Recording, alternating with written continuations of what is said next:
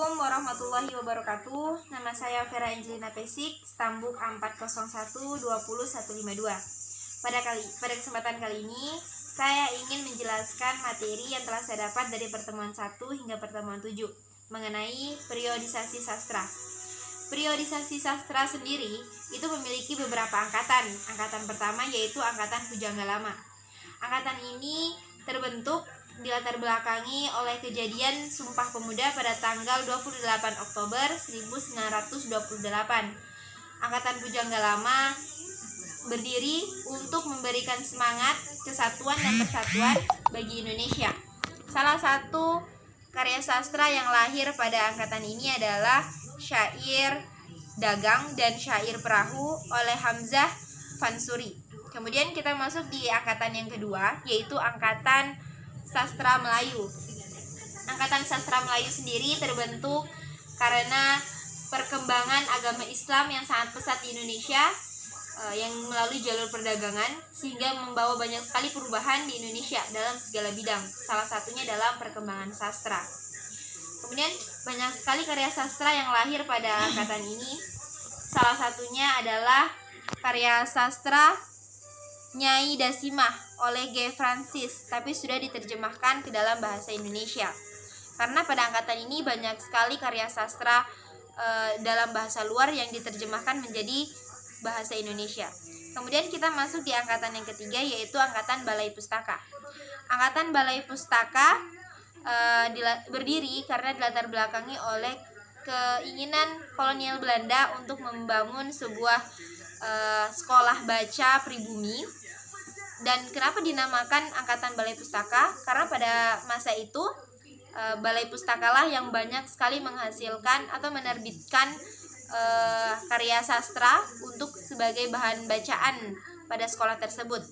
Salah satu karya sastra yang dilahirkan pada angkatan ini itu adalah Azab dan Sengsara oleh Merari Siregar.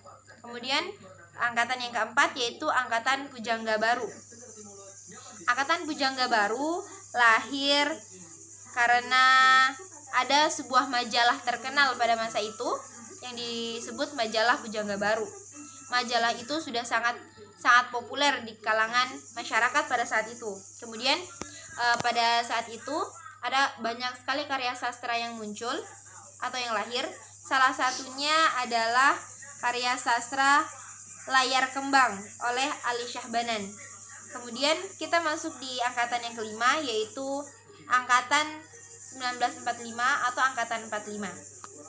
Angkatan 45 ini dilatar belakangi oleh adanya perubahan atau oleh terjadinya perjuangan. Pada saat itu 1945 adalah perjuangan Indonesia meraih kemerdekaan. Jadi sastra yang muncul atau yang lahir pada angkatan tersebut menjelaskan mengenai kisah-kisah perjuangan Indonesia untuk meraih kemerdekaan. Salah satu karya yang lahir pada angkatan 45 angkatan Kerikil Tajam oleh Khairil Anwar. Kemudian angkatan 1950 sampai 1970. Pada angkatan 1950 sampai 1970 itu merupakan kumpulan karya sastra yang lahir pada tahun tersebut. Banyak sekali karya sastra yang lahir pada tahun tersebut. Salah satunya adalah karya sastra dari Tirani, berjudul Tirani, yaitu kumpulan puisi oleh Taufik Ismail. Kemudian angkatan yang ke-7 yaitu angkatan 1980 atau 1990. Angkatan ini menandakan bahwa karya sastra yang ada di dalamnya itu merupakan karya sastra yang lahir pada kisaran tahun 1980 sampai 1990.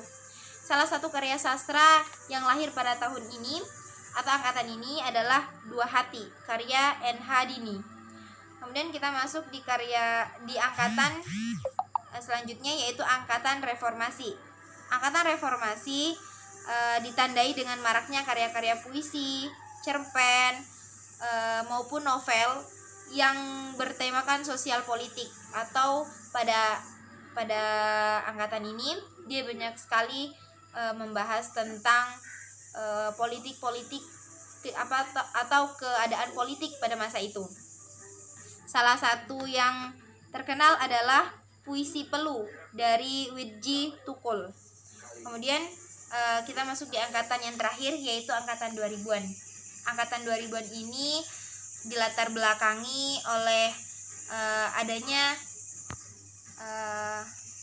wacana tentang adanya wacana tentang dilahirkannya sastrawan reformasi. Nah, namun rencana itu tidak dapat terlaksana karena pada angkatan reformasi sendiri tidak memiliki juru bicara.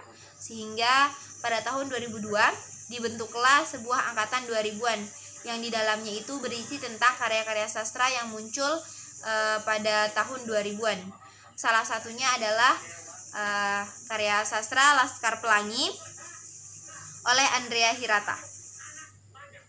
Demikian penjelasan dari materi yang saya pahami selama pertemuan 1 hingga pertemuan 7. Maaf jika ada kata-kata yang salah atau kurang dari saya, dan saya akhiri. Wassalamualaikum warahmatullahi wabarakatuh.